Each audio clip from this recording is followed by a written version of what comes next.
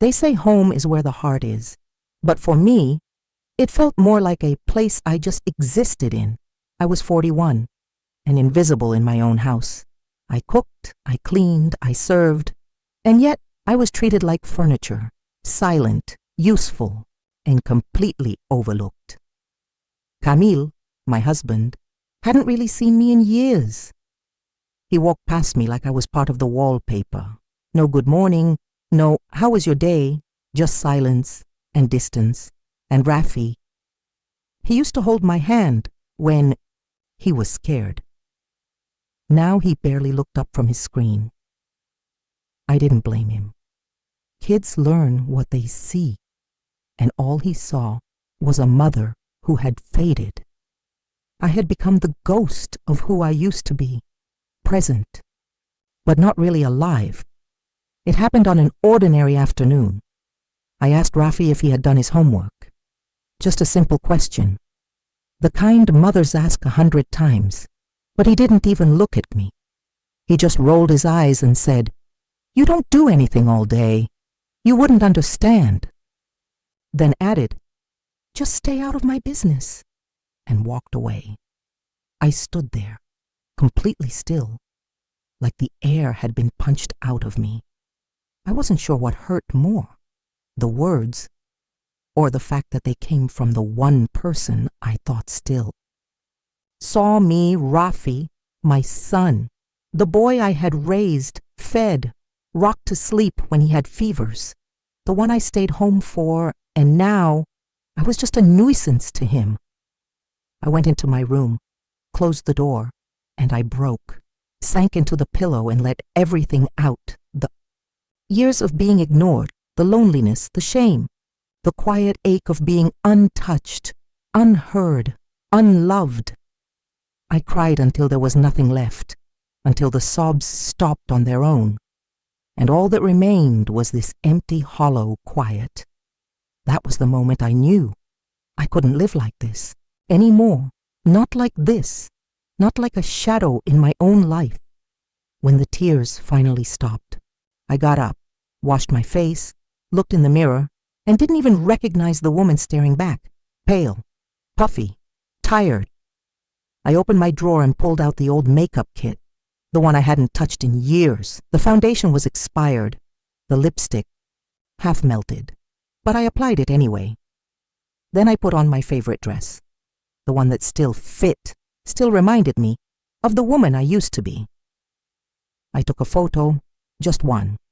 No filters, no angles, and I posted it online.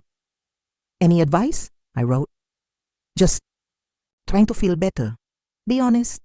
Within minutes, the comments poured in. Most were brutal. "Ma'am, are you built like a brick? This isn't about improvement. You need a reset. Lose weight, please, for your own sake." Each word landed like a slap, and I thought, maybe they're right. Maybe I have let myself go. I've been drowning in dishes, diapers, leftovers, and bread, lots of it. But then, one comment stood out. Simple, honest, unkind, but not cruel. Her name was Hope Heals. She wrote, "First, get a job. Second, throw out those old clothes and buy something that makes you feel alive.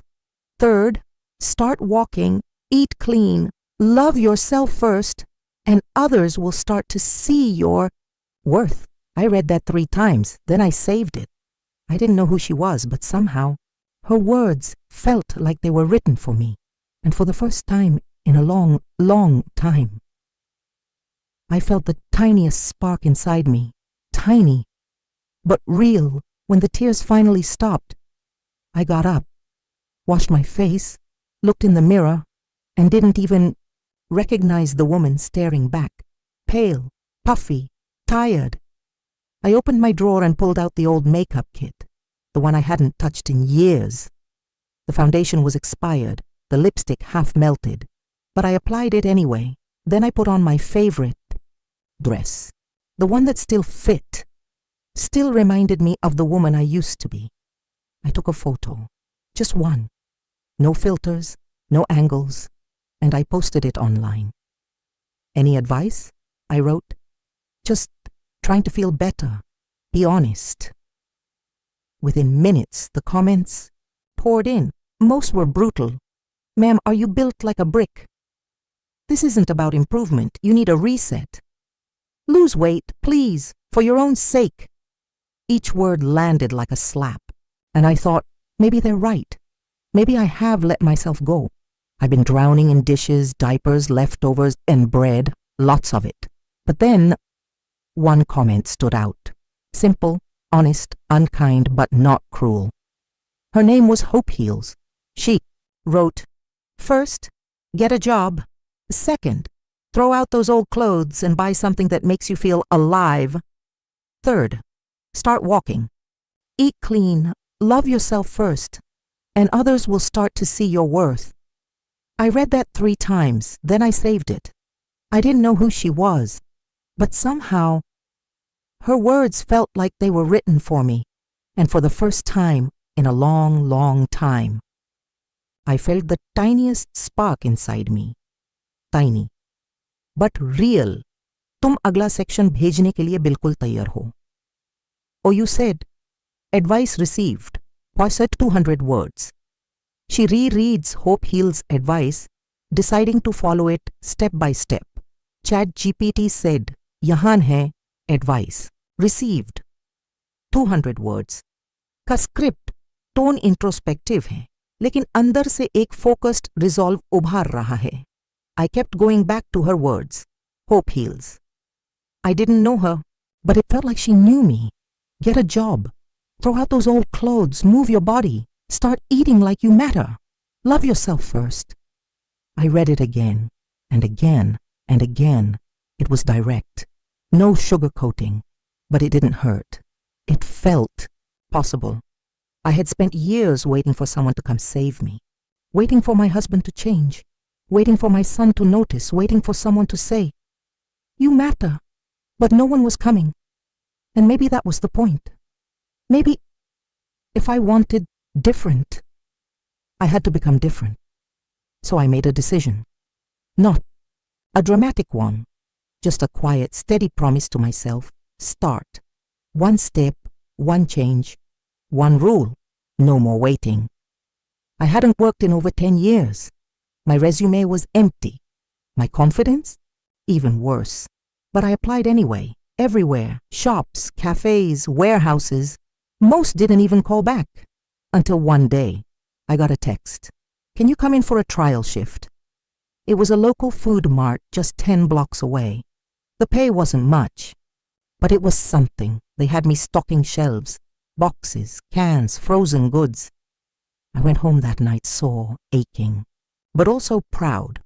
The next week, I picked up a second job, part-time milk delivery. Start time, 4:30 a.m., finish by 7. I was exhausted. I was always cold. I didn't recognize my feet anymore. But every morning when I stepped outside, the sky still, black, the streets silent. I felt something, like the world had reset, like I was out there, finally moving. I began shaping my whole day around work. No more lying in bed waiting for someone to need me. Now I had things to do. I packed my own lunch, made schedules, started setting alarms again. No one cheered, no one noticed, but that was okay, because I was doing it for Amy now. Not for applause, not for approval, just for me, and for the first time in years. That felt like enough. The night before my first early shift, I sat Rafi down. He was on the couch, half listening, eyes on his tablet. I said, "Tomorrow I won't be home to make breakfast. You'll have to eat cereal. It's in the second cabinet." He looked up, confused. "Wait, what?" "I'm starting my new job," I said calmly. "I'll be out of the house before 5. He blinked. "Okay, then who's taking me?" "To school." "You are." I smiled gently. "It's 15 minutes away. You're 11 now. Time to grow up a little." He stared at me like I had grown a second head. For a second, just a second, his eyes turned red. He muttered, "I was just kidding, you know, that day." I didn't mean it when I said you do nothing, you just nag a lot." His voice cracked, and in that moment, I saw it. The fear, the guilt, the realization that I wasn't going to bend this time. I placed a hand on his shoulder. "I'm not mad, but I can't keep being the person who does everything for everyone. I have to do this for me and to be a better example for you." He didn't say much after that, and neither did I, because the line had been drawn, and this time I wasn't stepping back. 3 days into my new routine, Camille came home early. I walked in from my shift, coat still half on, and there he was. Sitting on the couch like a statue, arms crossed, his eyes met mine, sharp and unreadable. "Where the hell have you been?" His voice was low, but biting. I didn't flinch, just took off my coat and hung it by the door. "At work," he stood up. "Work? You got a job? And you didn't even think to talk to me about it." I looked at him, really looked. Same man. Same house, same cold eyes. "Was there a reason to?" I asked. "If you actually paid attention, you'd have noticed 3 days ago." He blinked, that stunned, tight-lipped silence people get when their control slips. Then he ran a hand through his hair, trying to stay composed. "What are you even trying to prove? This sudden act? For what?" "For myself," I said. He laughed under his breath, bitter. "And what about Rafi? His teacher called me today. He hasn't done any of his homework. What kind of mother ignores that?" I shrugged off my bag, walked to the kitchen, and said without turning, "A tired one.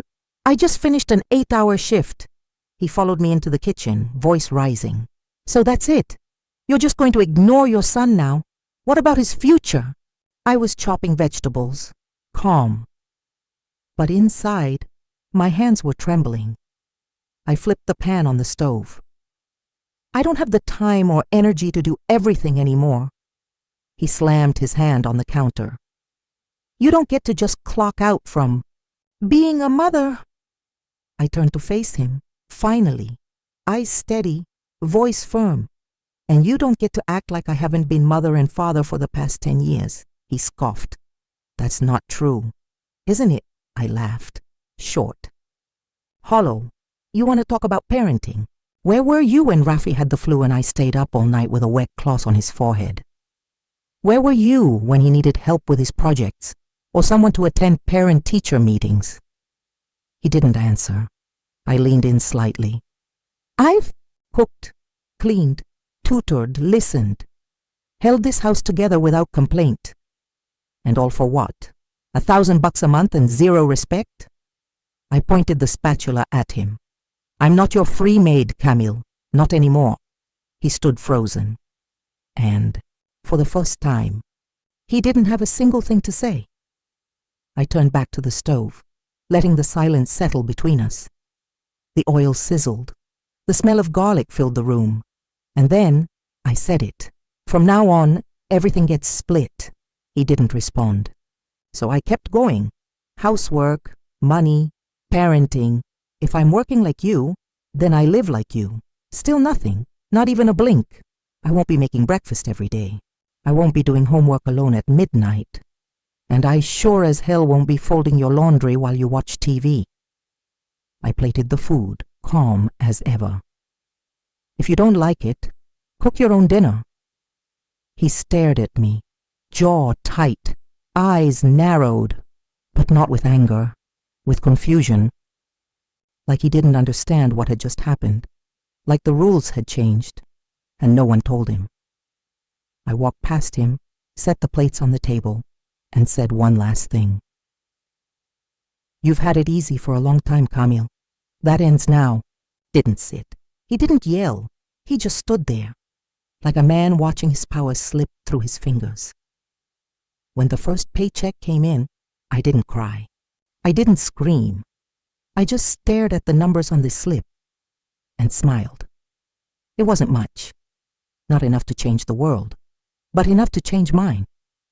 I sat at the kitchen table that night and divided the money into 3 piles, one for savings, one for groceries and bills, and one just for me. For the first time in years, I didn't feel guilty doing that. That weekend, I took Rafi out, his favorite pizza place, where we hadn't been in almost a year. He looked surprised. "Are we really eating here?"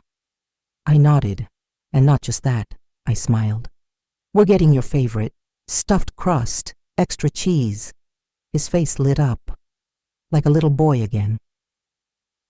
After dinner, we walked past a small toy shop. He slowed down, tried not to look too interested, but I saw it, that little spark in his eyes. I nudged him. "Go ahead, pick something." His jaw dropped. "For real?" "For real." He chose a small toy car set, nothing fancy. When we got home, he looked at me while tearing the box open and asked, "Did you buy this?" "With your own money?" I nodded. "I did." He paused, then said softly, "You're really working hard, aren't you?" Something shifted in his face. Respect, real quiet respect, not forced, not told, just felt. And in that moment, I knew. He didn't just see me as his mom anymore. He was starting to see me as a person. Mira walks into a small local store, the kind she used to avoid because it seemed too young for her. But today, it feels like a chance to step into someone new. The soft, fluorescent lights flicker above her as she picks up a few simple yet elegant outfits.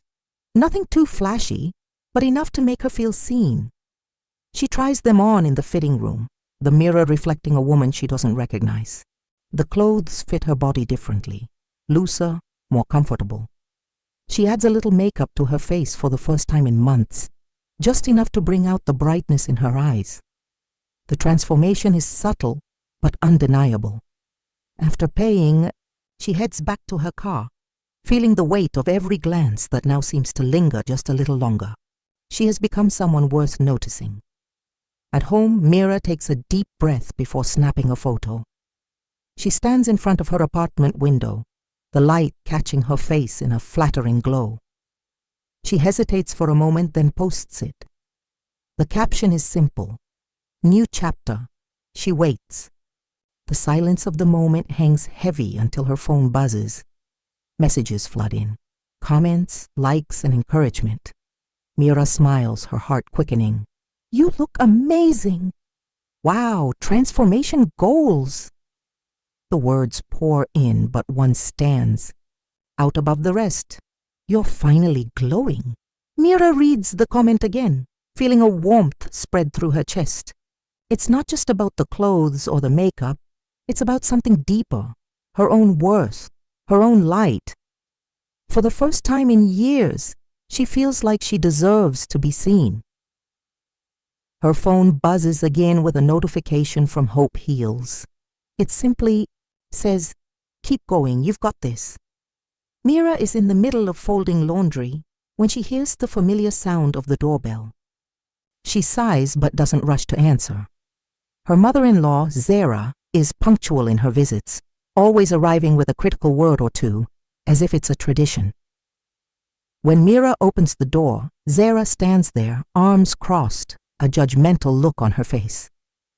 "You didn't even bother to clean up before I came," she remarks, glancing around the apartment with exaggerated disapproval. Mira forces a smile, not allowing the comment to cut deep. She steps aside, letting her mother-in-law in. "I've been busy with work," she says, her voice steady, calm. Zara scoffs as she walks past, her eyes scanning every corner of the room. "Busy? Is that why the kitchen still looks like a war zone?" she continues, her tone dripping with disdain. She leans over the counter, picking at the crumbs left behind. "You should really be more organized. You're living like a college student." Mira holds her breath, feeling the familiar stir of frustration deep in her chest, but she doesn't let it show. Instead, she simply nods. "I've been managing." Zara doesn't stop. Managing? Don't make excuses. You've never been good at this, Mira. Look at you. What's next? Are you going to try and play house like you're some kind of, I don't know, career woman? The words sting, but Mira forces herself to stay grounded. She places the folded clothes neatly on the table, her hands steady. I'm doing what I need to do. And what's important is that I'm here. I'm present for Rafi. He sees the difference. Zara raises an eyebrow, clearly unimpressed. A few new clothes and makeup won't change who you are. Mira meets her gaze, unflinching. Maybe not, but it changes how I see myself. Zara opens her mouth, ready for another cutting remark, but Mira doesn't let her continue. She takes a deep breath, her posture tall and unyielding. I'm doing fine, Zara. Thank you for your concern. The words hang in the air. Mira's calm, controlled demeanor stands in stark contrast to the simmering tension between them. For once, she doesn't need her mother-in-law's approval, and she's not afraid to show it. With a quiet nod, Mira walks away, leaving Zara standing there, momentarily speechless. Zara says nothing else. The silence feels powerful. Mira's silence, her calm, her unspoken strength. Mira's shift at the food mart is a blur of stocking shelves and scanning items. But something shifts as she works alongside a new colleague, Lena. She's an accountant who recently started working part-time at the store, her sleek hair tied in a neat bun and her posture straight, exuding an air of confidence that Mira can't help but notice. Lena's calm, controlled demeanor contrasts sharply with the fast-paced, hectic energy of the store. When they finally get a break, Lena invites Mira to join her for lunch. The invitation is simple, but Mira, who's usually withdrawn, accepts it, drawn to the quiet elegance that Lena carries. They sit together in the break room, their lunch, spread out on the small table between them. Mira picks at her salad while Lena effortlessly dives into conversation, her laughter warm and genuine. It's not the hollow, insincere laugh Mira's come to expect from most people, but something real, a sound that makes Mira feel like she's been seen for the first time in a long while. So, Mira, Lena says between bites, tell me about you. What made you decide to work here? Mira hesitates for just a moment before responding, a little surprised at the question. I needed a change. To do something for myself. Lena nods knowingly, her eyes not judging but understanding. I get it. It's easy to lose yourself in everything, but there's power in finding yourself again. The words hang in the air, and for the first time, Mira feels a spark of hope. Lena doesn't see her as just another stay-at-home wife. She sees the woman beneath, the one who is starting to rise again. The bond feels effortless, as though they've known each other far longer than a few minutes. A few weeks have passed since Mira and Lena's first lunch, and their bond has deepened. Mira finds herself looking forward to their breaks together, drawn to Lena's calm wisdom and unwavering confidence. But today, as they sit side by side, Lena has a different sort of conversation in mind. Mira sips her coffee, quietly listening as Lena talks about her day, when she suddenly pauses, studying Mira with a thoughtful expression. You know, Lena begins, I've been thinking, you have a lot of potential, more than you might realize. Mira raises an eyebrow, surprised by the compliment. What do you mean? Lena smiles, setting down her cup. You've got the right instincts. You're good with numbers, you're organized, and you're capable of handling more than just what's on your plate now. She leans in slightly, her eyes serious but kind. Have you ever considered bookkeeping? There's a certification you can get that would open up so many doors. Mira blinks, caught off guard. She's never thought of it. The idea of studying again, of pushing herself into something entirely new, feels daunting but oddly exciting. I don't know if I'm ready for that. I haven't been to school in years. Lena cuts her off with a gentle but firm tone. It's not about being ready. It's about making the choice to invest in yourself. And you don't have to do it alone. I'd be happy to mentor you through it. I've got connections that could help you land something better, even promote you within this company. It's all about stepping out of your comfort zone. Mira's heart races. The idea of something more, of building a future that is entirely her own, starts to feel possible. Lena's belief in her, something no one else has given her in a long time, ignites a spark of confidence she's never known. I think I like that, Mira says, her voice quieter than usual but firm. The idea of growth, of learning, feels like a lifeline in a world where she's been nothing more than a shadow. Lena smiles warmly, a knowing look in her eyes. Then it's settled. We'll take it step by step. You won't regret it, Mira. As Lena's words sink in, Mira feels a rush of empowerment. For the first time in years, she's thinking about her future, not just surviving, but thriving. Mira dives into her studies with a renewed sense of purpose, spending her evenings poring over textbooks, online courses, and practice exams. The world she's entering, accounting and bookkeeping, feels vast and intimidating, but for the first time in years, she's excited to learn. She takes notes meticulously, marking important points, and stays up late, making sure she understands every concept, no matter how complicated.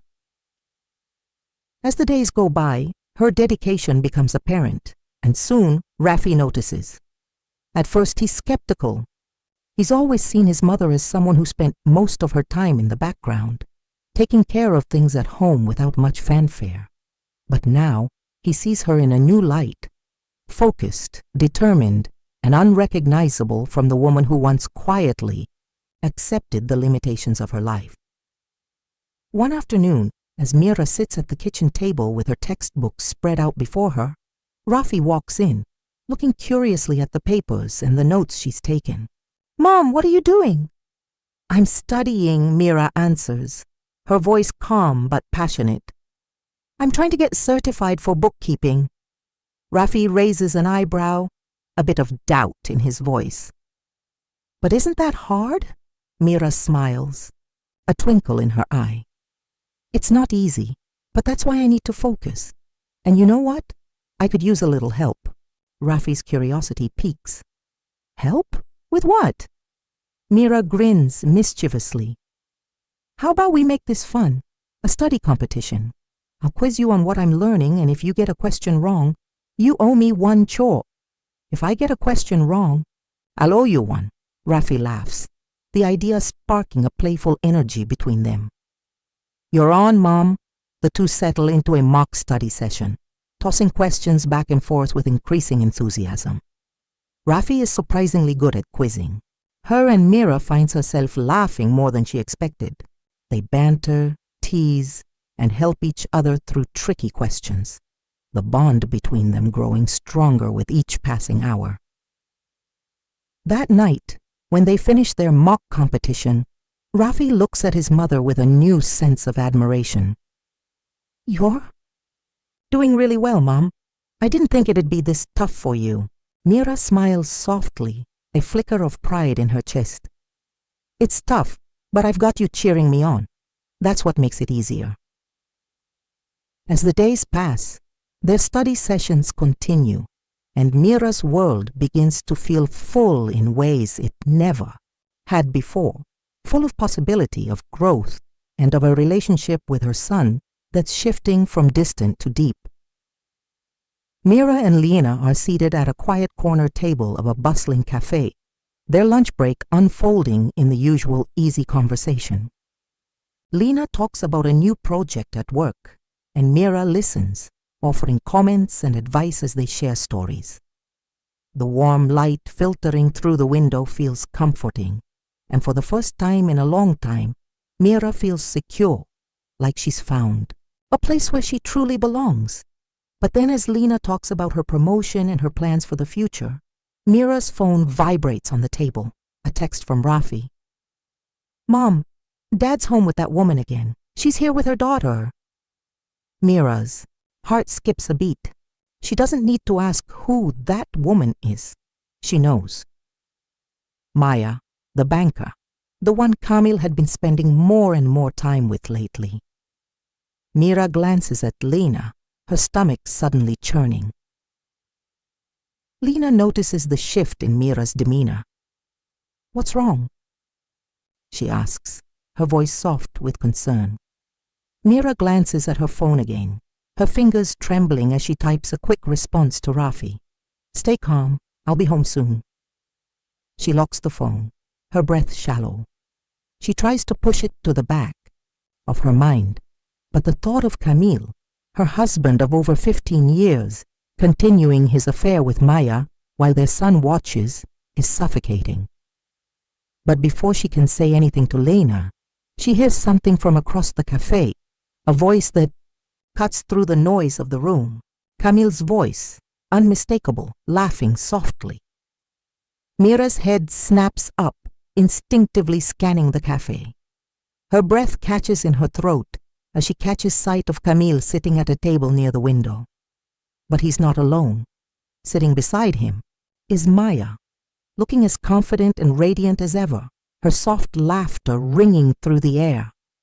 And sitting next to Maya is a young girl, probably around Rafi's age, Maya's daughter.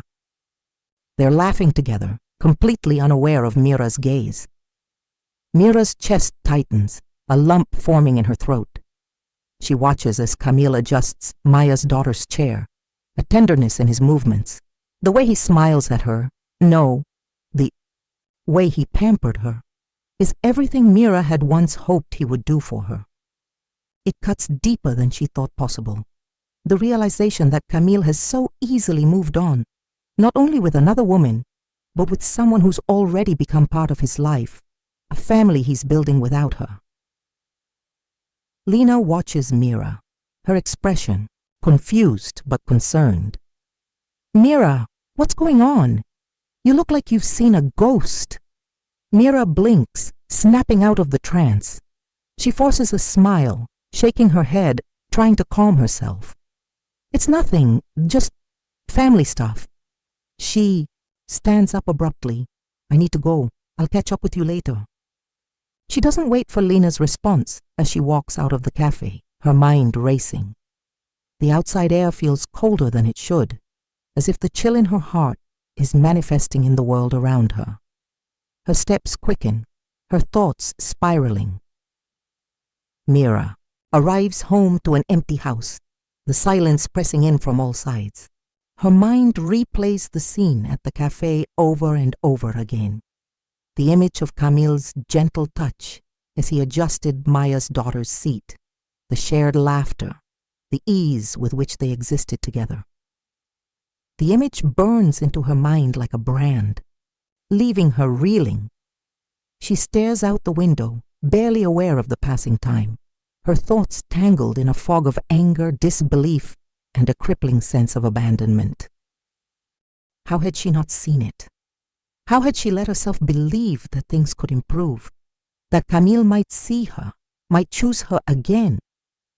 The truth, the painful reality, is that he never really did. She was just a placeholder, a companion in name, but not in heart, while he built a new life with Maya. She clutches her chest as if she can somehow physically hold herself together, but it feels impossible. The betrayal cuts too deep. She moves mechanically, sitting at her desk, her fingers hovering over her phone.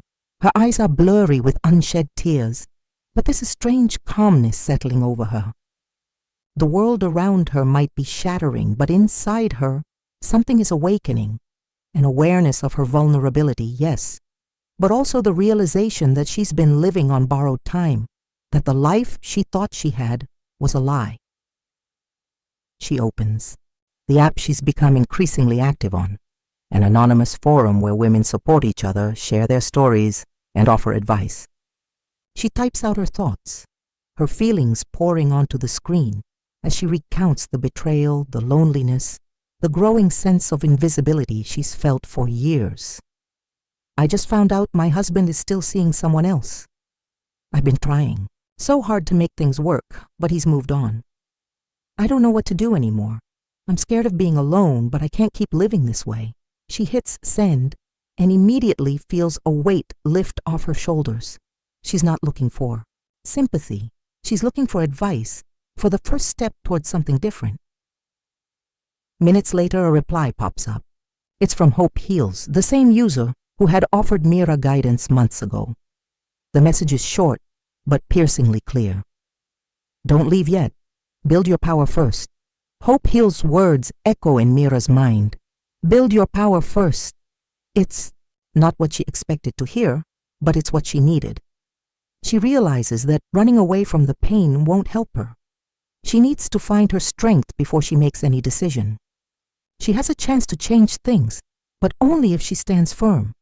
Her heart still aches, the wound still raw, but now it's infused with determination. Mira isn't going to crumble under this weight. She's going to rise from it. Mira spends the next few days trying to hold on to the advice Hope Heals gave her. It's not easy. The emotional chaos of the past few days is still fresh, and every part of her screams to confront Camille, to demand answers, to expose him. But instead, she spends her time focusing on her work, her studies, and her new path forward. She takes the advice to heart, resisting the urge to let her pain dictate her actions. Instead of confronting Camille, she channels her anger and frustration into her career. She works longer hours, focusing on her bookkeeping certification, the only thing that feels certain in this turbulent sea of emotions. She makes a plan for her future, small steps that will build her independence and her power. When Camille finally comes home late one night, Mira is calm. Her demeanor is controlled, her mind sharp. He looks at her expecting a confrontation, but Mira just watches him, her gaze unwavering. She's no longer the woman he can manipulate, the one who waits in the shadows for his attention. Her silence speaks volumes, and Camille, for the first time in years, is the one left unsure. Mira knows that this is just the beginning. The power is shifting slowly but surely, and she's going to take every step needed to reclaim her life. She's no longer a ghost.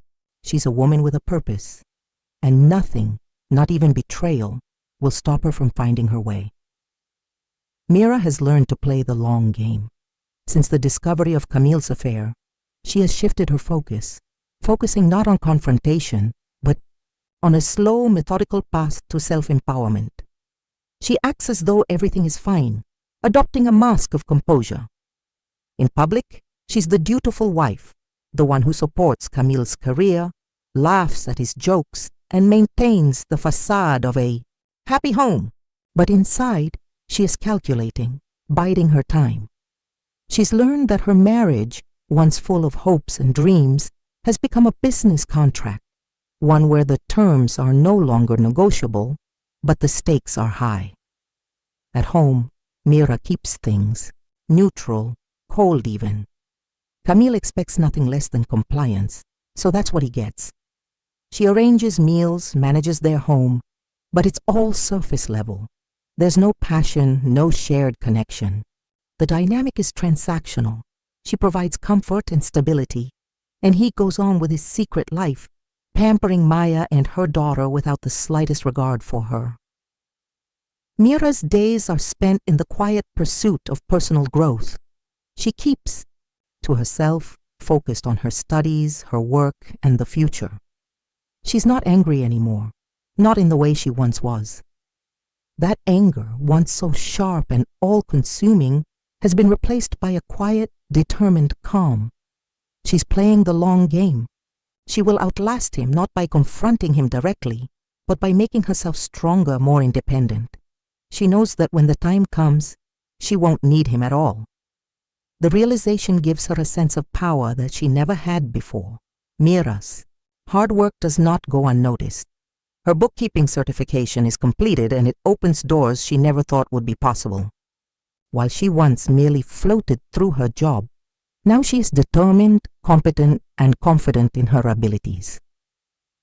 Lena, always the supportive mentor, is proud of Mira's progress. The bond they've shared over the last few months has grown into something more, and Lena takes Mira aside one day, sharing some surprising news. "I'm resigning," Lena says, a gentle smile on her face. "I've been offered a position at another firm, and it's time for me to take the next step in my career." Mira feels a surge of excitement. Lena's departure creates an opening, one Mira has quietly eyed for months.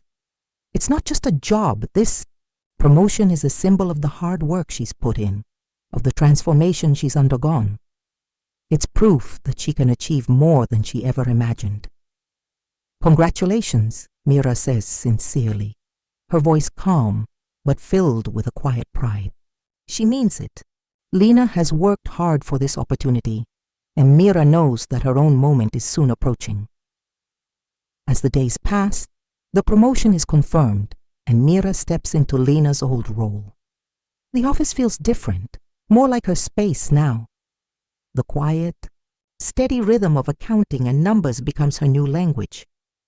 She fills Lena's chair, not as the girl who had no power in her life, but as the woman who now commands respect. At first, there's resistance. Some colleagues are unsure about Mira taking on the role. She's not the person they once knew. But she doesn't let it deter her. She's not the same woman she was when she first started here. Mira approaches each task with precision, handling the challenges with the quiet authority of someone who knows exactly where she's headed. Her success is a slow burn, and she lets it build piece by piece. The power dynamics at work shift subtly in her favor. She doesn't need to be loud or forceful. She just needs to be competent and unyielding. The respect she's earned in the office is evident in the way her colleagues approach her now. They seek her advice. They follow her lead. It's a world she's building on her own terms, and it's only just beginning. As Mira rises in her career, something profound shifts within her. She no longer feels the desperate need for Camille's validation. For years, she tried to be the perfect wife, constantly adjusting to fit his needs. But now, his approval feels insignificant. Mira is focused on her own success, her personal growth, and the future she's carving out for herself. She realizes that all this time, she has been chasing the wrong things.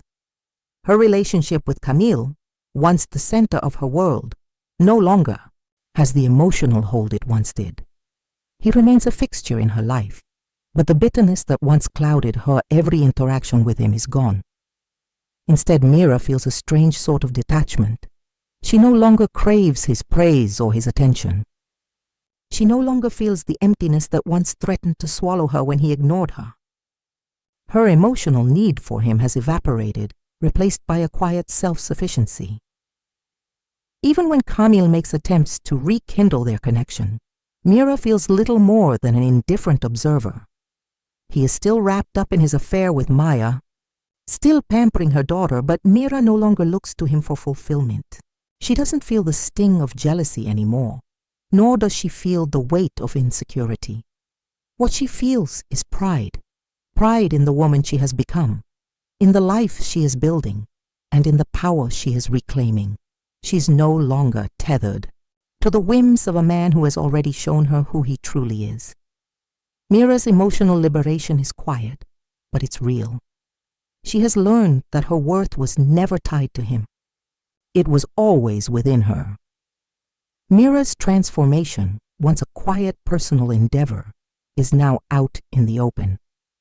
What began as an effort to reclaim her power and self-worth through small, incremental changes has blossomed into something larger, a movement of its own. Her decision to post her journey online had started innocently enough. A few pictures of her new wardrobe, updates about her certification progress, and snippets of the financial independence she was working towards. But, as time passed, her posts began to resonate with others. Women from all walks of life began following her. They were drawn to the authenticity of her transformation. Their comments flooded in with admiration, gratitude, and shared stories of struggle and triumph. Mira's story wasn't just hers anymore. It had become a collective experience. Other women saw themselves in her journey and cheered her on as if it was their own. She wasn't just sharing a pretty picture of herself anymore. Her posts became a window into her life as she balanced her career, her studies, and the delicate dance of reclaiming her identity. She started offering advice about financial independence, personal growth, and the importance of setting boundaries. She shared moments of vulnerability as well, reminding her followers that growth didn't always mean perfection. Sometimes it meant being okay with the struggle, with the missteps along the way. Her online presence gained a steady following. She wasn't trying to sell anything or push a specific agenda. Instead, Mira's authenticity became her greatest asset. As she amassed a loyal community, the messages of support grew louder, and the pressure to continue her journey became both a motivation and a responsibility. Mira found herself in the unique position of being able to inspire others, something she had never expected. Her newfound confidence wasn't just in the way she dressed or carried herself. It was in the way she gave back to others. Mira now had a platform where she could be both an example and a guide, leading others who felt as stuck as she once had. She had become a symbol of change, a reminder that anyone could redefine their life, no matter where they started. As Mira's online influence grew and her financial independence became undeniable, the people around her began to notice the change, not just in her appearance or career, but in the way she carried herself. But perhaps the most striking shift came from an unexpected source: her mother-in-law. Before, her relationship with her mother-in-law had been a strained one. The woman had always been critical, belittling her efforts, questioning her decisions, and undermining her in subtle ways. She had viewed Mira as little more than an accessory to her son's success, a housewife who was content to stay in the background. But now, as Mira flourished, her mother-in-law seemed to shift gears entirely. At first it was small gestures, politeness, a smile that lingered longer than usual, compliments that felt like they were being offered with a sense of genuine appreciation, not obligation. Then came the phone calls. Before, the only reason Mira would hear from her mother-in-law was when there was something to criticize or something that needed to be corrected. Now, the calls were filled with flattery, praise for Mira's business acumen, and a subtle acknowledgement of how far she had come. "Mira, I saw your latest post," her mother-in-law said one afternoon, her voice more cordial than ever before. "I must say I'm impressed. You're doing well for yourself." Mira, still cautious, smiled and nodded. "Thank you. I've worked hard for it." She could feel the shift in the dynamic, and while part of her wanted to respond with the sharpness she once might have, she held back. The woman who had once dismissed her now sought her approval, trying to rewrite their relationship in a way that suited her new understanding of Mira's strength. Her mother-in-law tried to arrange more family gatherings, pushing for moments where they could all catch up. But it was clear now that she wasn't just trying to involve herself in Mira's life for the sake of her son. She was genuinely interested in Mira's newfound success. There was a strange, almost desperate eagerness in her mother-in-law's tone whenever they spoke now. It was as if she could see the power that Mira now wielded, not just within the family but in the world outside. Mira had stepped into her own, and the realization seemed to have struck her mother-in-law hard. Mira remained civil, but the power dynamic had irrevocably changed. She no longer needed to prove herself to this woman.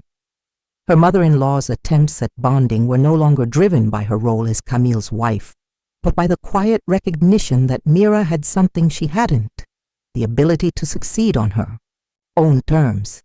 Mira had long since stopped seeking validation from her husband, from her mother-in-law, or from anyone else. She had learned that true confidence didn't come from the approval of others. It came from within. She had built her own financial empire one step at a time. She had transformed her body, her career, and most importantly, her mindset.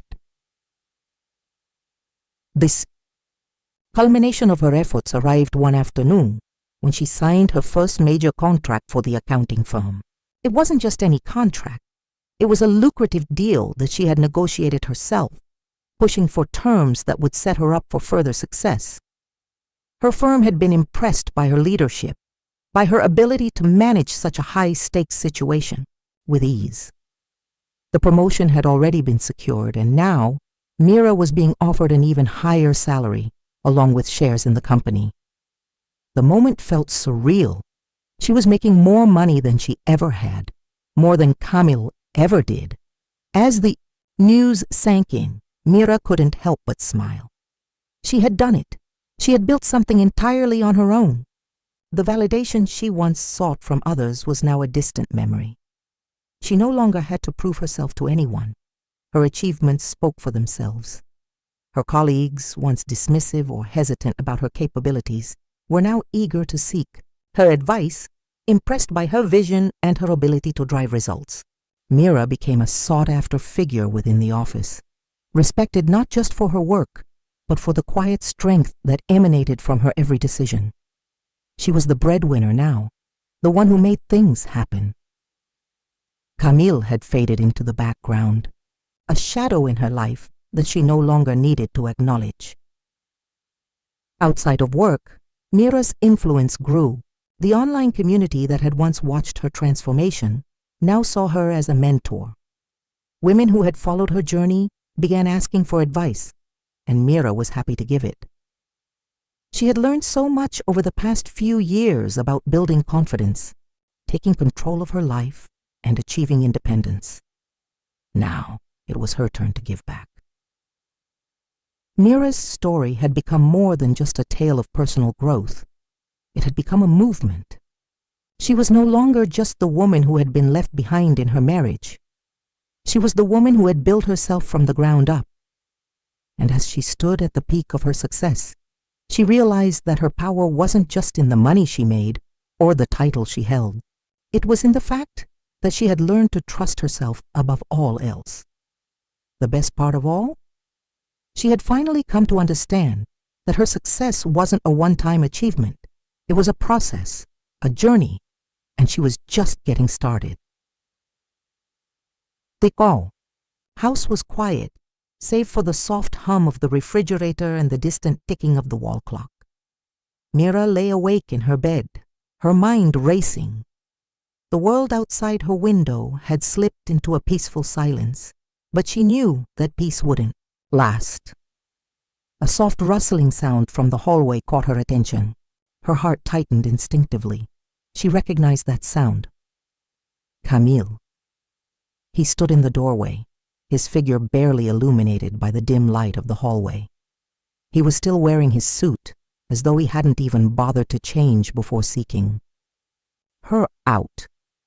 Mira felt a mixture of disdain and disbelief. How could he think he could just come back into her life after everything? He approached her bed cautiously, as though unsure whether she was awake. The soft scent of his cologne filled the air, reminding her of the many nights they had spent together. Nights she could never forget, yet now felt like an eternity ago.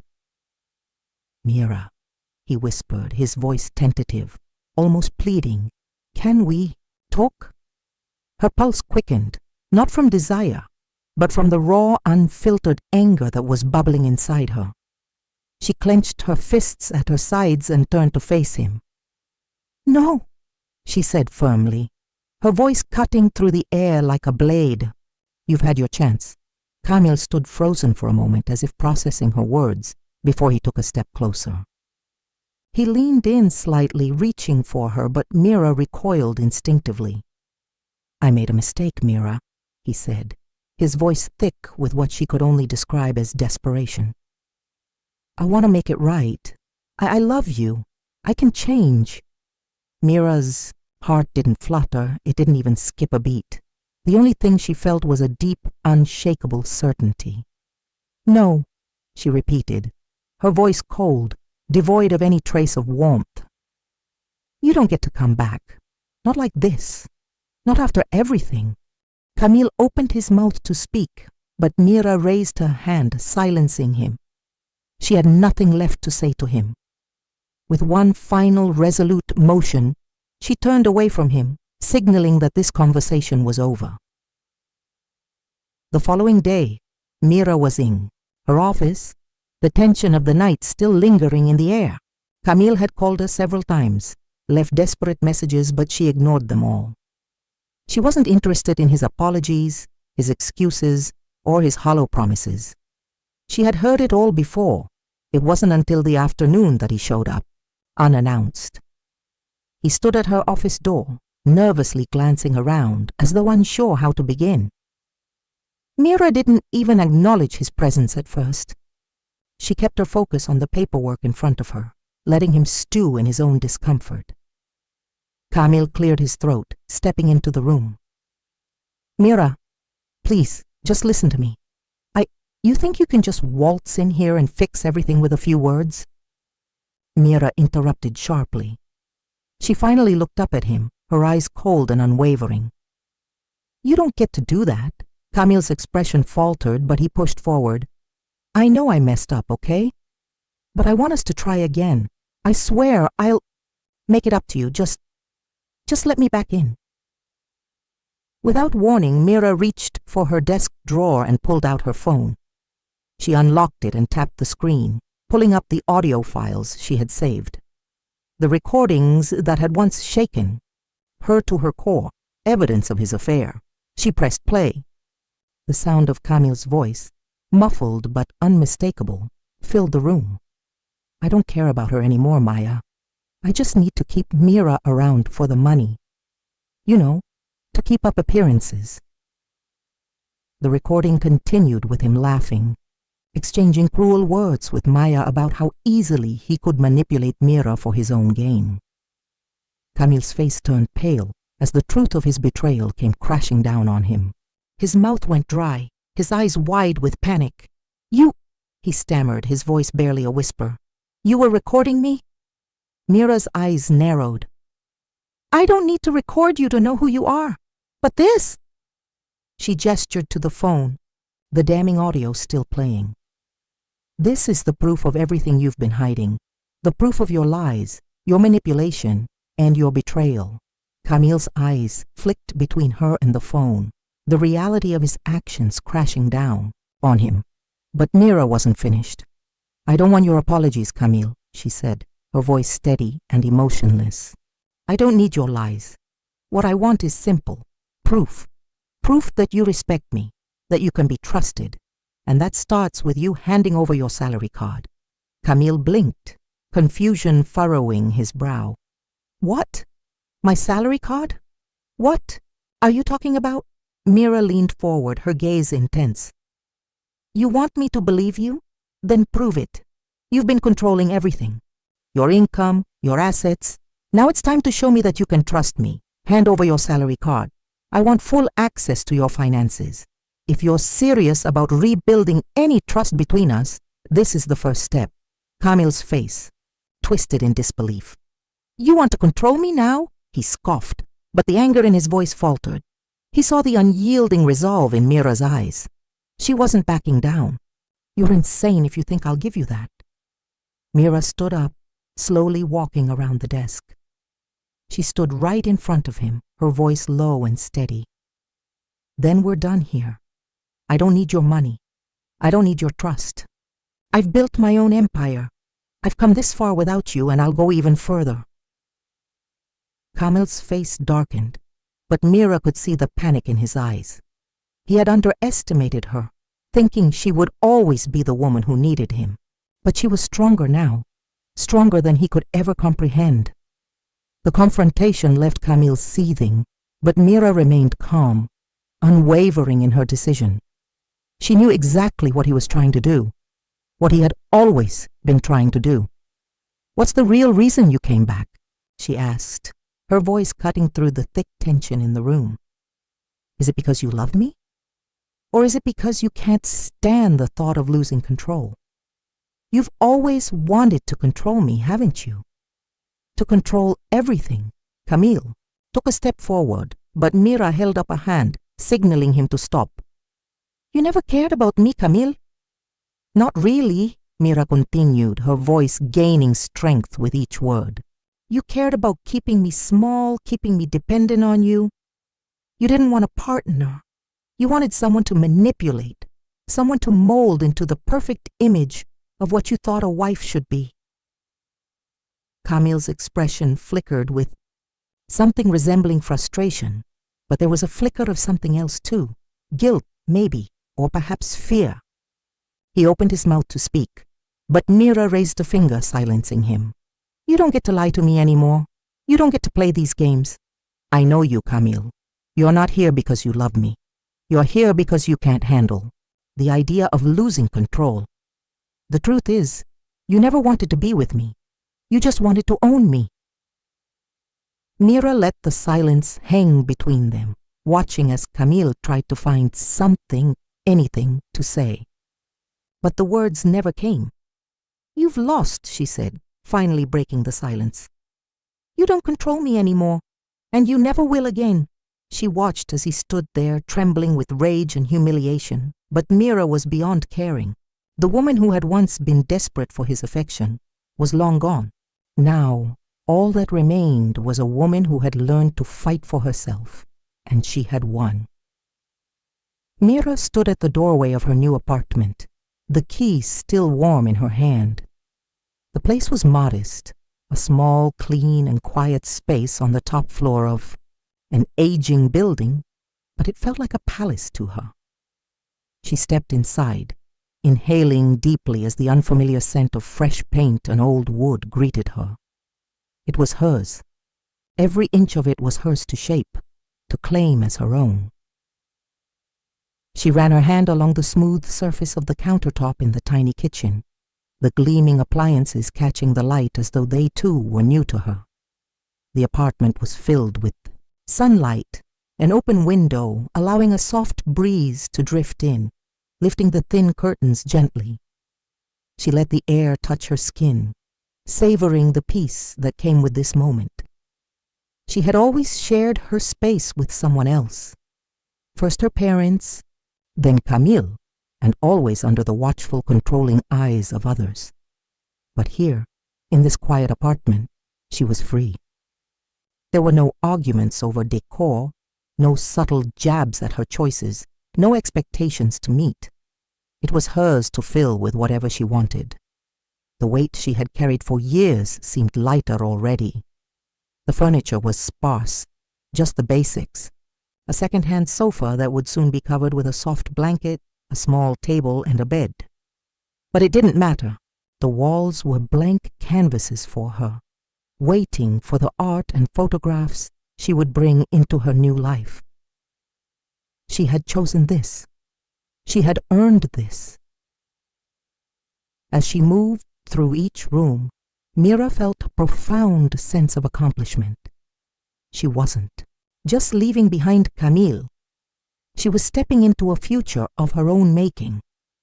It wasn't a future without challenges, but it was one where she was no longer at the mercy of others' desires or expectations.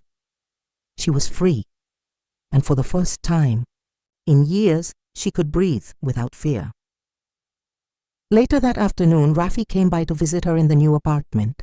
Mira had planned to talk to him about what had happened, about the separation and the changes ahead. Her heart fluttered nervously as he stood by the door, his eyes wide with curiosity. "Mom?" he asked, his voice hesitant. You okay?" Mira smiled softly, sitting down on the couch and patting the spot beside her.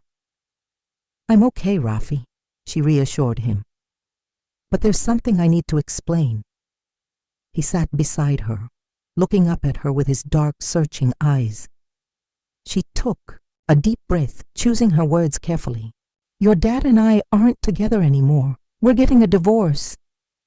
Rafi's brow furrowed, confusion flashing across his face. "But why?" he asked, his voice small. Is it because of me? Mira shook her head gently, brushing a lock of hair away from his face. No, sweetheart, it's not your fault. Sometimes people grow apart, and that's what happened. We weren't happy anymore, and it was time for us to go our separate ways. Rafi stared at her for a moment, processing her words, before a sense of relief seemed to wash over him. So you're not mad at me? Mira smiled warmly, her heart swelling with love for him. No, I'm not mad at you. You're my world. Rafi, this is just something that had to happen for both your dad and me, but we're still a family, just in a different way.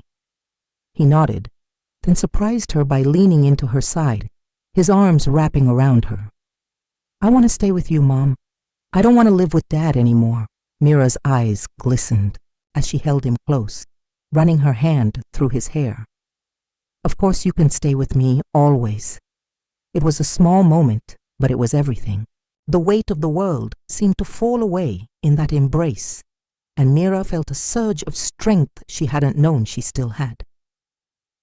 Together, they would face this new chapter, and no matter what, they would be all right.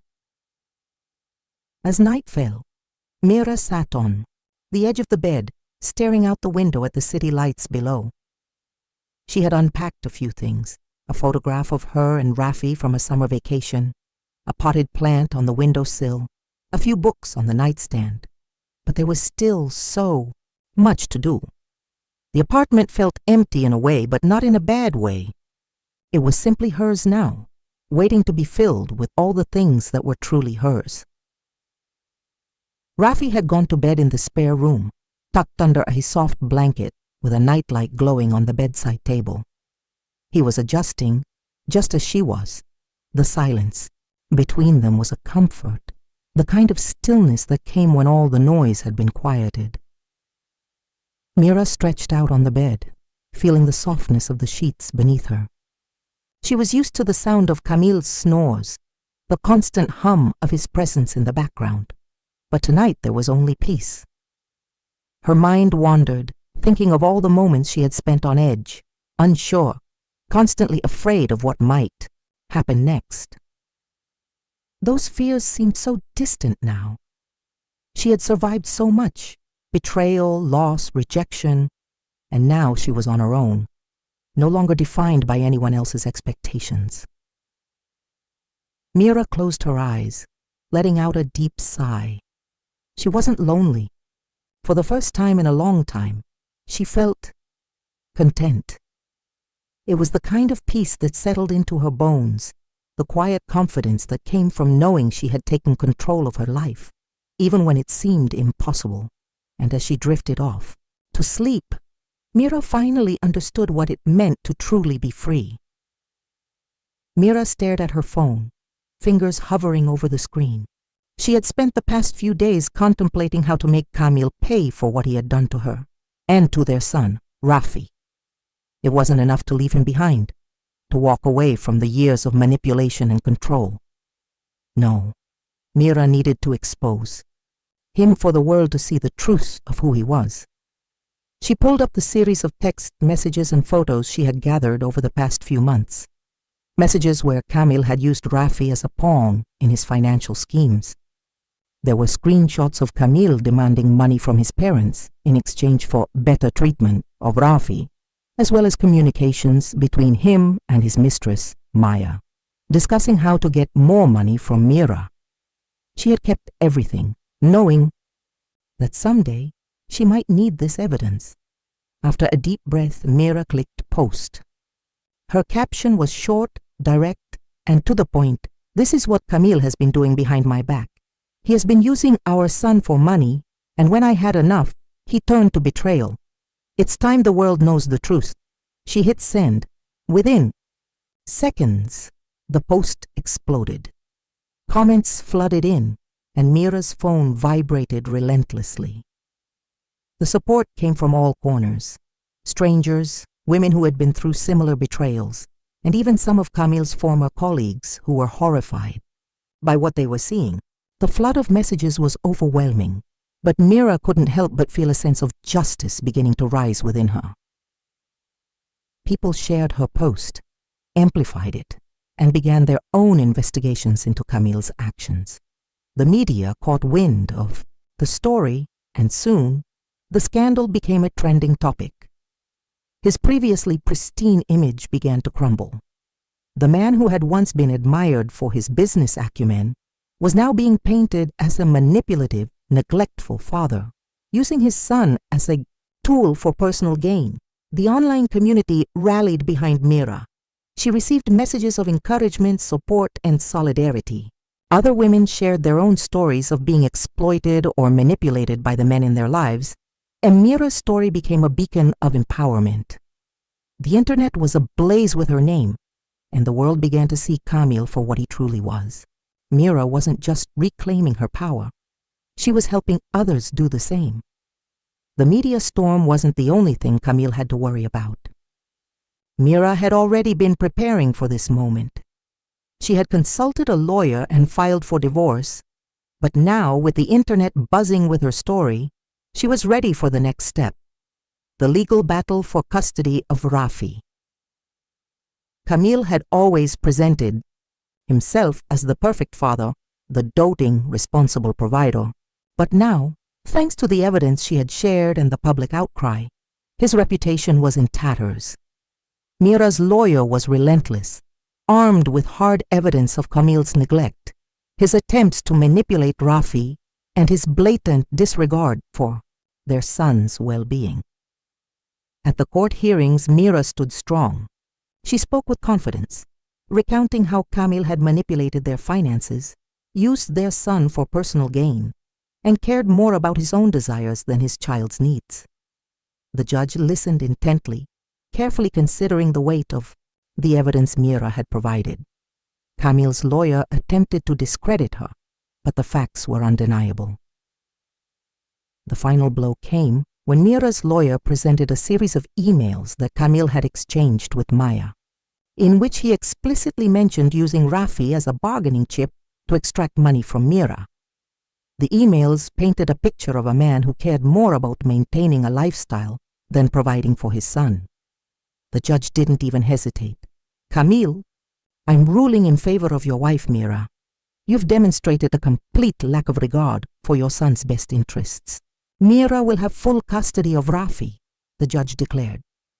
Mira felt a surge of triumph as the words echoed in the courtroom. She had won.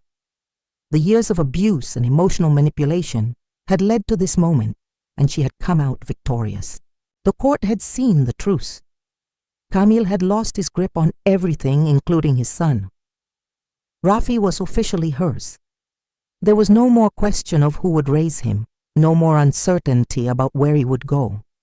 Mira would provide the stability and love he deserved. As the legal battle raged on, Camille's life outside the courtroom crumbled further.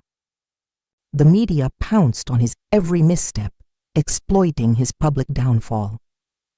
The mistress who had once been by his side, Maya, was quick to distance herself from the scandal. With her own reputation on the line, Maya couldn't afford to be associated with Camille any longer. She publicly broke up with him, claiming she was shocked by the allegations and had no idea of the extent of his manipulations. Mira watched as Camille's carefully crafted image of the successful, loving father shattered beyond repair. No longer the man who could buy his way into high society or charm his way into other people's trust, Camille was now a pariah.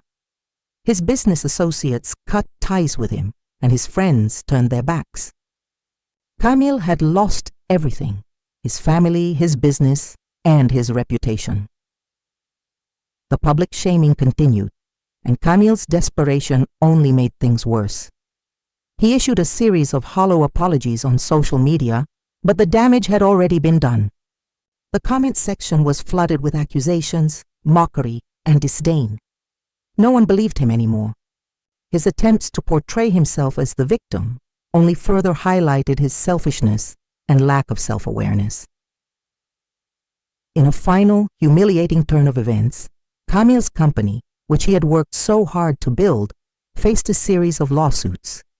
Investors pulled out, citing his tarnished reputation and his assets were frozen as he faced mounting financial penalties. The man who had once controlled everything now found himself with nothing. As Mira watched his downfall unfold, she couldn't help but feel a quiet satisfaction. She had fought for herself, for her son, and for the truth. Camille's efforts to tear her down had only exposed his own failings.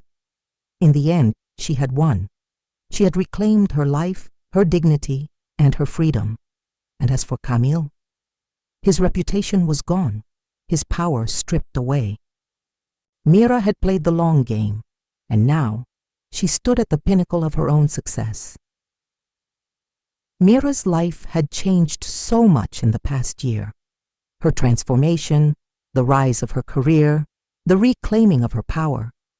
Yet there was always one person who had been by her side through it all, Lena.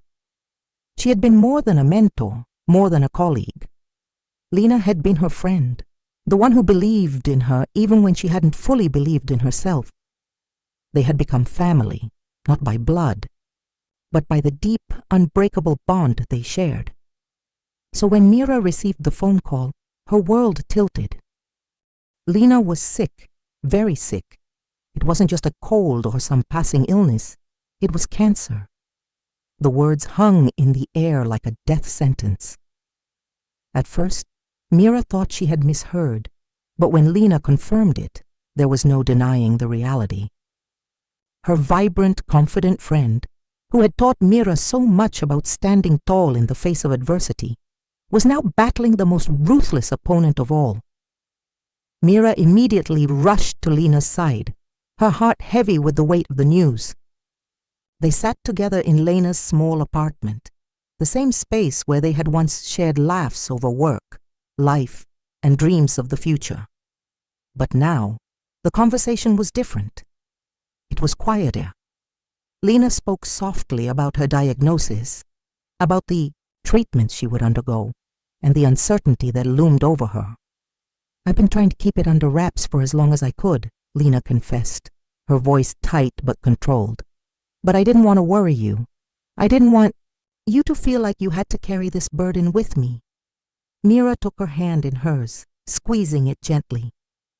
"Lena, we're in this together. Always have been, always will be. You're not alone in this. I'm here for you, for every step." As they spoke, something inside Mira clicked. This wasn't just about being a supportive friend. There was something more. She had been able to face her own demons, reclaim her life, and now it was her turn to be the strength for someone else. And as Lena's story began to unfold, Mira had one more revelation. Hope Heals, the anonymous voice who had guided her through her darkest moments, was none other than Lena herself. The realization struck like a bolt of lightning. All this time, Lena had been there for her, not just as a mentor, but as a silent guide. Hope Heals had been the voice of wisdom, the voice of empowerment that had given Mira the strength to stand tall, and it had come from the woman sitting right in front of her. Lena smiled weakly as if reading Mira's thoughts. "I wanted to help, even when I couldn't help myself." In the weeks that followed Lena's diagnosis, Mira was there every day. The roles had reversed. Where once Lena had been the one lifting Mira up, it was now Mira who was offering the support, the strength, and the quiet love that Lena needed. She became a constant in Lena's life, accompanying her to doctor's appointments, making sure she had everything she needed, and sitting by her side through the long, quiet nights. Mira helped with the little things, making meals, keeping Lena's apartment clean, and just being there to listen when Lena needed to talk. It was a delicate dance, giving Lena the space she needed to process her illness, while also showing her that she wasn't alone. There was no sense of pity between them. It was more like an unspoken agreement to face this battle together. Mira knew that Lena's strength wasn't in being invulnerable, but in allowing herself to lean on others when she needed it most. And that's exactly what Mira did. She gave Lena permission to be vulnerable, to rest, and to heal. Their bond deepened, forged by years of mutual respect and understanding, but now it was something more profound. Mira found herself not just caring for Lena in the way a friend would, but in the way one would care for family. It wasn't a duty, it was a privilege. Lena had taught Mira how to find her strength, and now Mira was determined to return the favor. Lena's illness was a cruel reminder that life could change in an instant, and that the people who mattered the most were those who stood by you when everything else fell apart. Mira had learned that lesson firsthand through her own struggles, and now she was the one standing by Lena, unwavering in her devotion. "You don't have to do this alone," Mira whispered one evening as Lena rested her head against the pillow, eyes closed. "I'm here, always." Lena smiled, her eyes glistening with unshed tears. "I know. I never doubted it." Despite the heaviness of the situation, there were moments of joy, moments of pure laughter and warmth. Mira and Lena had always shared a bond over their love of travel. And though Lena was ill, they decided to take a trip, a small one, but it was theirs. A getaway from the hospitals and treatments, a chance to remind themselves of the beauty of life. They went to a quiet coastal town, away from the chaos of the city. The salty air, the sound of the waves crashing against the shore, and the quiet evenings filled with nothing but each other's company were a balm for their weary souls. The trip wasn't about grand adventures or extravagant plans. It was about simple things: walking along the beach, sitting in cafes and talking about everything and nothing, and laughing at silly inside jokes. It was about healing in the most organic way possible. Each day, Lena grew stronger. The treatments were still a challenge, but the trip gave her something to hold on to, a reminder that joy still existed, even in the face of illness. And Mira? She felt a deep sense of peace, knowing that she had helped create these moments for Lena, knowing that the same woman who had once lifted her up was now finding comfort in her presence. As they sat on a bench, watching the sunset together, Mira realized that their bond had come full circle. Lena had been her mentor, her guiding light through the darkest of times. Now, Mira was the one helping Lena, reminding her that she too was worthy of love, support, and healing. And as the sun dipped below the horizon, they sat together in silence, each of them finding a little more strength to carry on. Because no matter what life threw at them, they would face it together. Sisterhood wasn't just about shared blood. It was about shared experiences, and Mira knew that whatever happened, their bond would endure, forever intertwined. It had been a while since Mira had felt truly free from the chaos her marriage had brought her. The public spectacle that had once defined her life was now something she could watch from a distance, unmoved. But that morning, fate had a different plan. Mira and Rafi were having lunch at a restaurant they used to frequent as a family, before everything went south. It was one of those places that still held a touch of nostalgia, but today it felt different. They sat near the window, quietly enjoying their meal. Mira smiled, seeing Rafi laughing at a silly joke he had made. The last few months had been transformative for both of them, and despite the storm that had followed her divorce, she had managed to keep their relationship grounded in love. Suddenly, the tranquility of their meal was interrupted by a loud, unmistakable voice. Mira turned to see Kamil's mother, Amal, and his mistress, Maya, standing near the entrance, clearly in the middle of a confrontation. They had no shame, no sense of decorum. The restaurant's patrons watched in discomfort as the two women began exchanging harsh words. "What do you think you're doing here?" Amal snapped at Maya, her voice thick with contempt. "This is still my son's life you're playing with." Mira's stomach tightened. Rafi's eyes darted nervously between the two women. The tension in the air was palpable, and before anyone could react, the shouting escalated. "You think you're good enough for him. You're just a side piece, Amal screamed. You'll never be his family. Mira didn't hesitate. She stood up from her table and calmly walked over to them, placing a hand gently on Rafi's shoulder to reassure him. Let's go, sweetheart, she said softly, but her voice carried with authority. She wasn't going to let this scene define their lunch. Amal turned to her, eyes blazing. Stay out of this, Mira. It's none of your business. Actually, it is, Mira replied, her voice steady but firm. My son doesn't deserve to witness this. It's time for you both to leave. She didn't raise her voice, but the strength in her presence was enough to make both women pause. The onlookers held their breath, waiting to see what would happen next. Amal, realizing she wasn't going to get the confrontation she wanted, glared at Mira one last time before storming out with Maya in tow. Rafi, still shaken, looked up at Mira. That was insane. Are you okay, Mom? Mira smiled, brushing a strand of hair from his face. I'm fine, baby. Don't worry. We're stronger than any of this. It was a small yet defining moment. Mira had just made a stand in public. Not for revenge, not for drama, but for her family, for Rafi. She was no longer the passive, suffering woman who let others dictate her life. She was in control, and it showed. The following week, the custody battle reached its breaking point. The court case had been a whirlwind, weeks of preparing evidence, testimony from the lawyer, and trying to remain composed in the face of constant reminders of Camille's betrayals.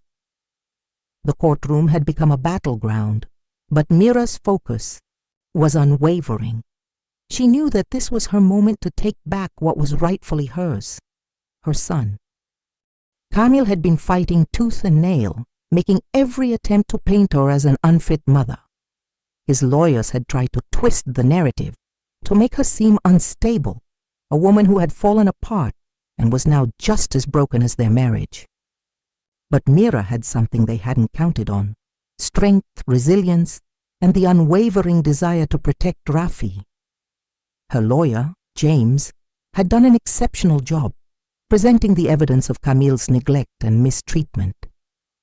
There were emails, messages, and even financial records showing how Camille had manipulated Mira for years, using Rafi as a pawn in their toxic games. The lies were unraveling. The mistreatment of their son had become undeniable. Mira sat in the courtroom, her heart pounding in her chest as the judge listened intently to the testimonies.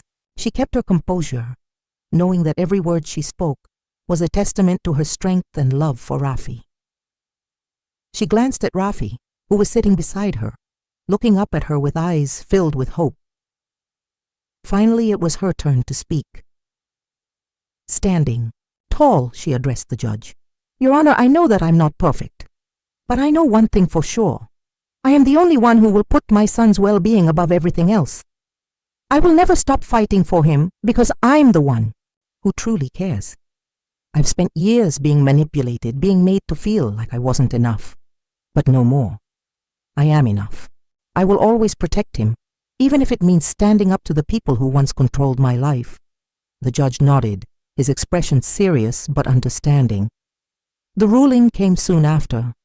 Mira was granted full custody of Rafi. She felt a weight lift from her shoulders, a surge of victory and relief that she hadn't experienced in years. Camille's face was a mix of disbelief and fury. His last attempt to tear their family apart had failed. Mira stood tall, her heart swelling with pride as the gavel came down. This battle was hers to win, and she had done it. For Rafi, for herself. The press conference was a surreal experience for Mira. She had never imagined herself standing before the cameras, sharing her story with the world. But here she was, having just won full custody of her son. She had reclaimed her power, and now it was time to make her final statement. Mira stood at the podium, taking a deep breath before speaking into the microphone. The room fell silent, all eyes on her. Today, I'm standing here as a mother, she began, her voice steady. I'm standing here not because of a victory in a court of law, but because of a victory in my life. For years, I allowed myself to be defined by others, by the expectations of a marriage that wasn't mine, by a family that used me. But today, I'm taking that back. Today, I'm reclaiming my voice, my identity, and my future. Her eyes scanned the room, meeting the gazes of the reporters, the camera operators, and the people who had followed her journey. This isn't just my victory. This is a victory for every woman who has ever felt small, who has ever been told she wasn't enough, who has been made to believe she couldn't stand up for herself. You are enough. You are worthy. And you can take your power back, just as I have. Mira paused for a moment, feeling the weight of her words. The room was still. She could feel the energy shifting like a ripple through the crowd. I won't pretend that everything is perfect. There are still battles to fight. But I know this. My son and I are free. We are free to build the life we deserve, together. And nothing, no one, will ever take that from us again. With those final words, Mira stepped away from the podium, her heart filled with the knowledge that this was only the beginning. The victory wasn't just in the courtroom. It was in every step she had taken to reclaim her life, her voice, and her future. For the first time in years, she truly felt free. And that freedom, it was hers to keep. Mira's new life had become a careful balance: work, business, and raising Rafi. But unlike the overwhelming chaos she once experienced, now everything felt aligned, purposeful. She was the architect of her own days, crafting each moment with intention and pride. Every morning she would wake up early, sipping her coffee while going over the day's tasks. The office had become a place of personal accomplishment, where her promotion to head of accounting had led to new opportunities. She now managed not only her career, but also a growing business she had started on the side, helping other women in difficult situations find their financial footing and regain control of their lives. Her expertise in finance and her experiences became the foundation of a new venture, a consultancy designed to empower women to stand on their own feet. She had become the mentor she once needed, the voice of reason and strength for those who felt voiceless. And then there was Rafi, her stake, Song, the boy who had seen her through her darkest days, now blossoming into a young man with a newfound sense of confidence, knowing that he was loved and supported, not just by his mother, but by a whole community of people Mira had cultivated around them. It wasn't easy. She often found herself stretched thin between meetings, late-night paperwork, and school events, but the love they shared made every sacrifice worthwhile. They had become a unit, each one's thriving in their own right. Mira never questioned her ability to do it all. She had become an expert at juggling, but more than that, she had learned to trust herself and the path she was creating. She was proud of every step taken, no matter how small. Her life wasn't just manageable, it was fulfilling. And that sense of fulfillment was something she had never imagined would come from being her own person, free from the expectations of others. As Mira stood on the balcony of her new apartment one quiet evening, overlooking the city skyline, she took a moment to reflect on everything that had led her here. The woman she had once been, the timid, overlooked wife, seemed like a distant memory now. Back then, she had been a ghost in her own life, a person who had only existed in the shadows of others' needs and desires. But today, she was something entirely different, a warrior, strong and unyielding, who had faced not only the world, but her own fears. The journey had been long, filled with pain, uncertainty, and moments of weakness, but it was also filled with growth, courage, and unshakable resolve. She thought back to those first dark days after the divorce, when she could barely imagine a future for herself. How she had let others define her, diminish her, and rob her of her power. But that was before she realized that she was the one, in control. Each decision she made, every step she took toward healing, had transformed her. No longer was she defined by her past.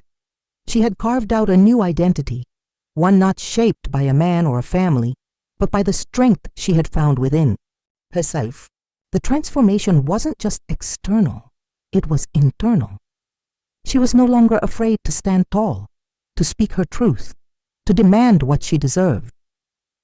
In every moment, Mira had reclaimed something vital, her autonomy. She wasn't just surviving anymore. She was thriving. And the best part? She knew that if she could do it, so could anyone else. Mira smiled to herself, thinking of the countless other women out there, just like her, facing battles they thought they couldn't win. She had been there, at rock bottom, wondering how she would ever get up again. But she had risen. It wasn't easy, and it hadn't been immediate, but each step had been a victory. And now, standing tall and unshaken, Mira could finally look back without regret. She thought of the people who had once doubted her, the ones who tried to hold her back. And she thought of the ones who had stood by her, Lena, Rafi, the new friends she had made along the way. They had all played a part in this transformation, but it had always been Mira who had made the choice to move forward, to take control, to rise. Her reflection was interrupted by Rafi's voice calling from the kitchen. He was making dinner for them both, a little ritual they had started since their new life began.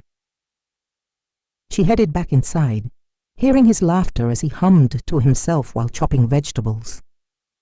Mira leaned against the doorframe, watching him for a moment. She had come so far, and now they were building a life that was theirs, not dictated by others' expectations, but by their own love and effort. As Mira stepped into the kitchen, Rafi grinned at her. "Mom, I think this one might be my best dish yet," she chuckled, her heart full. "I'm sure it's going to be amazing, sweetheart." And in that moment, Mira realized that sometimes standing up is all it takes to rise. If this story touched your heart, share it. Click that little thumbs up. Drop a comment. Tell me where you're watching from, because hearing from you, that's like company on this old porch. And if you're new here, go on and hit that subscribe button. We've got more stories coming, real stories, brave ones, stories that remind us how strong a heart can be when it refuses to give up.